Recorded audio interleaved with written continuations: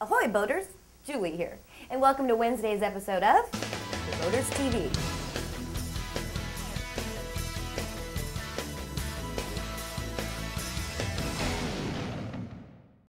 In today's nautical news, we take a look at the boating retail market. On the heels of Brunswick Corporation announcing a sales production decrease, one of its competitors, Volvo Penta, announced a sales increase. Closer inspection of the announcement, though, reveals that North American sales in fact went down, just as they have across most boating and recreational markets. But Volvo is scoring big in relatively newer markets in both Asia and Eastern Europe, which is driving overall sales up despite the domestic dip. It looks like boaters in North America are tightening their belts lately. But we all know that boating is a way of life, and you have to get out on the water somehow. We look at how creative mariners are getting their fix in today's Wet n Wild. Extreme athletes have invented a new way to get air with WakeSkating, a cross between wakeboarding and skateboarding. Rather than use a wakeboard, which is modeled after a surfboard and has footholds, wake skaters use a thin-shaped, slightly concave piece of wood similar to an oversized skateboard.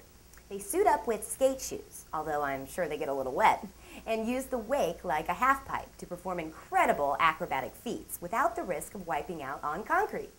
Some intrepid wake skaters have used everything from skiffs to even jet skis to pull them along, making this a low-cost water sport with a great rush. Several big companies, including Red Bull, have already signed on as sponsors of everything from wake skating teams to competitions and events. One of the best videos I found online to describe this relatively new sport was produced by an Australian TV show called On the Water. I recommend checking this out at www.onthewater.com.au. Listen as this guy tries to explain it. Probably I suppose the biggest difference is wake skating, you're wearing shoes and you're not wearing a big boot binding thing connecting you to the board. It's more of like a skateboard. Gotta love that Aussie accent. It's not all about the adrenaline rush, though. This next boater used good old-fashioned elbow grease in this week's Power Play. In today's Power Play segment, it's not boating power, but rather human power that we spotlight. Canadian Greg Kolajesic pedaled 173.76 kilometers, or 108 miles, in 24 hours in this human-powered boat, named Within, setting a new world record for a 24-hour voyage for the Human Power Vehicle Association. In December 2008, Greg will begin his Pedal the Ocean expedition, a quest to pedal his boat for 3,000 miles across the Atlantic Ocean in under 40 days, setting a new crossing record while also raising money to fund his school speaking program, Kid Power.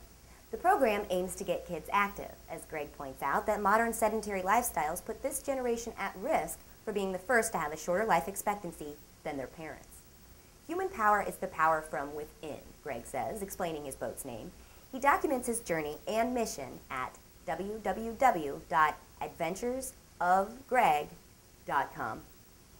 And that's all for today's episode of The Boaters TV. Thanks for watching, and we'll see you here again on Friday. Until then, safe and happy boating to you all.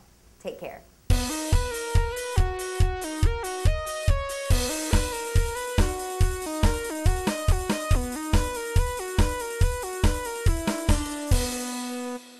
This episode of The Boaters TV has been brought to you by the letter V. That's V for Victor and signifying I require assistance.